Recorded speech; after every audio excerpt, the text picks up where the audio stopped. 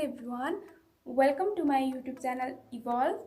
आज चाहिँ हामी यो भिडियोमा एउटा मात्र योगा पोज प्र्याक्टिस गर्छौँ, जसलाई चाहिँ व्हील पोज अथवा चक्रासन भनिन्छ। चक्रासन चाहिँ one of the advance yoga pose हो, जसले चाहिँ फुल बडीलाई स्ट्रेच गराउँछ। यो आसन गर्नुभन्दा अगाडि चाहिँ हामी अरू दुईवटा योगा पोजेसहरू गर्छौँ, जसलाई चाहिँ गौमुखासन र ब्रिज पोज भनिन्छ। Let's get started. हामी सुरु गर्छौँ गौमुखासनबाट। यसमा चाहिँ वज्रासनबाट यसरी हामी सिधा फर्किन्छौँ। लेफ्ट खुट्टालाई यसरी मोड्ने र राइट खुट्टा लेफ्ट खुट्टामाथि यसरी राख्ने। दुवै खुट्टा चाहिँ एकअर्कासँग प्यारलल हुनुपर्छ। अब हामी यही पोजिसनमा पछाडि फर्किन्छौँ र जुन खुट्टा माथि राखिएको छ त्यही हात यसरी माथिबाट लिएर आउने र तलको हातलाई नि तलबाट मोडेर लिएर आउने र यसरी समात्न खोज्ने। अब हामी पहिला जस्तै गर्छौँ। लेफ्ट खुट्टालाई तल यसरी मोड्ने, त्यसमाथि राइट खुट्टा यसरी प्यारलल राख्ने र जुन खुट्टा माथि राखेको छ त्यही हातलाई माथि र अर्को हात तलबाट यसरी समात्छौँ र इन्हेल गर्ने पहिला र एक्सहेल गर्दै चिउँडोले चाहिँ खुट्टा छुने। यसरी हात त्यही पोजिसनमा हुन्छ। यही पोज एकछिन होल्ड गर्छौँ र इन्हेल गर्दै यसरी माथि आउँछौँ। जिउ स्ट्रेट राखौँ, घाँटी स्ट्रेट राखौँ। फेरि इन्हेल गर्छौँ र एक्सहेल गर्दै बिस्तारै चिउँडोले चाहिँ घुँडा छुने। अब एकछिन ब्रेथ होल्ड गर्दा पनि हुन्छ सकेसम्म र एकछिन यही पोज होल्ड गर्छौँ। अब हामी इन्हेल गर्दै फेरि माथि आउँछौँ।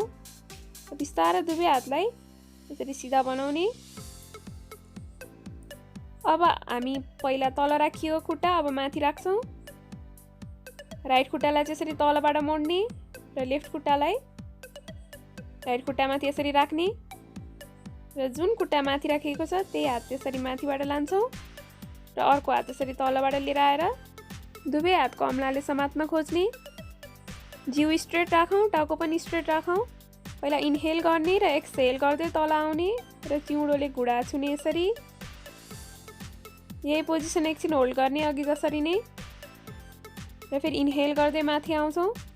फेरि यही प्रोसेस रिपिट गर्छौँ। पहिला इन्हेल गर्ने र एक्सहेल गर्दै चिउँडोले चाहिँ घुँडा छुने।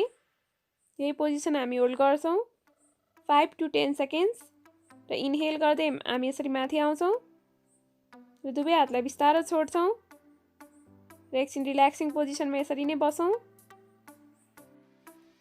अब हामी अर्को आसन गर्छौँ जसलाई ब्रिज पोज भनिन्छ। यसमा पनि फर्स्टमा हामी म्याटमाथि बस्ने, यसरी बिस्तारै शवासनमा सुत्ने। दुवै हत्केलालाई आकाशतर्फ फर्काउने, हातको हत्केलाहरूलाई र दुवै खुट्टाबीच हल्का ग्याप राख्ने र यही पोजिसनमा एकछिन रिल्याक्स गर्ने। अब हामी यही पोजिसनबाट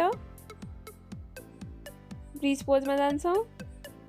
दुवै खुट्टालाई बेन्ड गरौँ, बिस्तारै माथि लिएर आउँ यसरी र दुवै हातको हत्केलालाई यसरी म्याटमा तलपट्टि फर्काएर राख्ने र अब हामी इन्हेल गर्छौँ। इन्हेल गर्दै कम्मरको भागलाई चाहिँ सकेसम्म माथि उठाउन खोज्ने र यही पोजिसन हामी एकछिन होल्ड गर्छौँ।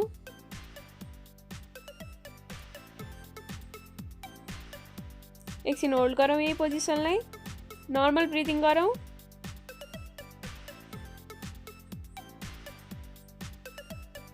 फाइभ टु 10 सेकेन्ड्स होल्ड गरेपछि एक्सहेल गर्दै फेरि पहिलाकै पोजिसनमा जाने र फेरि शवासनमा जाने। आँखा र मुख बन्द गरेर एकछिन रिल्याक्स गर्ने। फेरि हामी त्यही प्रोसेस रिपिट गर्छौँ। खुट्टालाई बेन्ड गर्छौँ र दुवै हातलाई तलपट्टि फर्काएर राख्छौँ म्याटमाथि र इन्हेल गर्दै कम्मरको भागलाई जति सकिन्छ त्यति माथि उठाउने र यही पोज होल्ड गर्ने। यो आसनले चाहिँ चक्रासन गर्नलाई राम्रो बेसको रूपमा काम गर्छ। त्यही भएर हामी चक्रासन गर्नुभन्दा अगाडि यी दुईटा आसनहरू गर्दछौँ। एकछिन यसरी नै होल्ड गरौँ। बिस्तारै एक्सहेल गर्दै कम्मरको भागलाई तल लाने र फेरि शवासनमै रिल्याक्स गर्ने। हत्केलालाई आकाशतर्फ फर्काम र एकछिन आँखा र मुख बन्द गरेर रिल्याक्स पोजिसनमा जाम। अब हामी यसपछि चक्रासन गर्छौं। चक्रासनमा पनि सबभन्दा पहिला हामी शवासनमै सुत्छौं। दुवै हत्केलालाई आकाशतर्फ फर्काएर राख्ने र म्याटमाथि एकछिन रिल्याक्सिङ पोजिसनमा यसरी सुत्छौं। दुवै हातलाई बिस्तारै यसरी माथि रेज गर्ने र यसरी सोल्डरको साइडमा लगेर राख्ने। अब हामी दुवै खुट्टालाई बेन्ड गर्छौं र इन्हेल गर्दै होल बडीलाई यसरी उठाउने। पहिला टाउको सपोर्ट लिने र बिस्तारै पुरै जिउलाई यसरी उठाउने। खुट्टा र हात बीचको ग्याप इक्वल हुनुपर्छ र हात एकदमै स्ट्रेट हुनुपर्छ।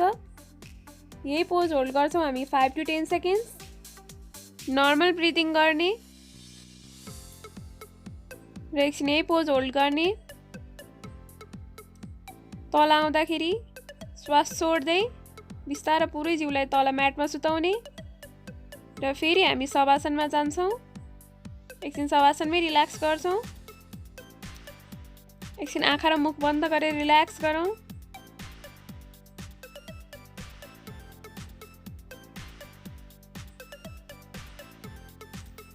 बिगिनर्सहरुको लागि चाहिँ हामी यो आसन अलि सहज रूपमा गर्न सक्छौं।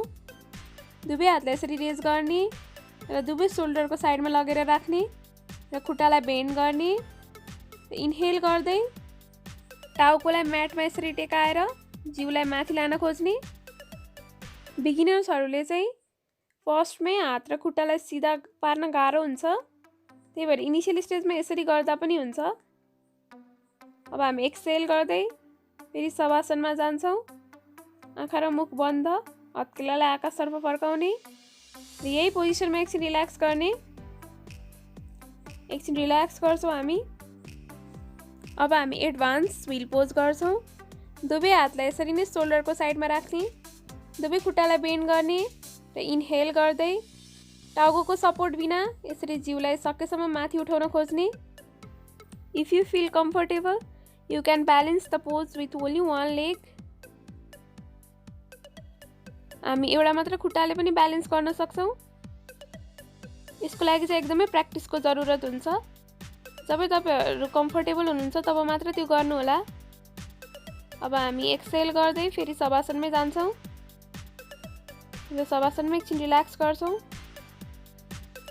चक्रासन चाहिँ एकदमै राम्रो योगा पोज हो जसले चाहिँ फुल बडीलाई बेनिफिट गराउँछ। यो हामीले रेगुलरली 2 देखि 3 पटक प्र्याक्टिस गर्दा राम्रो। चक्रासनको धेरै बेनिफिटहरू छन्। चक्रासनले फुल बडीलाई स्ट्रेच गराउने भएकोले यसले स्पाइनलाई फ्लेक्सिबल बनाउँछ। यसको अर्को बेनिफिट भनेको चाहिँ यसले टाउको दुख्ने समस्या, कमर दुख्ने समस्यालाई कम गराउँछ। चक्रासन गर्दा सबै ब्लड टाउको र फेस एरियामा धेरै सर्कुलेट हुने भएकोले फेस चाहिँ चम्किलो भएर आउँछ र चक्रासन गर्नाले चाहिँ इन्फर्टिलिटीको प्रब्लम हुने वुमनहरुमा चाहिँ यो प्रब्लमलाई क्योर गर्छ। चक्रासनले चाहिँ एब्डोमिनल मसल्सहरुलाई टोन गराउँछ र कमर एरियाको फ्याटलाई पनि घटाउँछ। चक्रासनको अर्को बेनिफिट भनेको चाहिँ यसले हेयर ग्रोथमा पनि हेल्प गर्छ, हेयर फललाई रिड्युस गर्छ र यसले डाइजेसन पनि राम्रो गर्छ। चक्रासन हामीले दिनमा 2 पटक गर्यौं भने मानिस एकदमै फुर्तिलो हुन्छ। So try these exercises so that you can be fit and healthy, and stay tuned and subscribe my YouTube channel for other yoga videos. Thank you.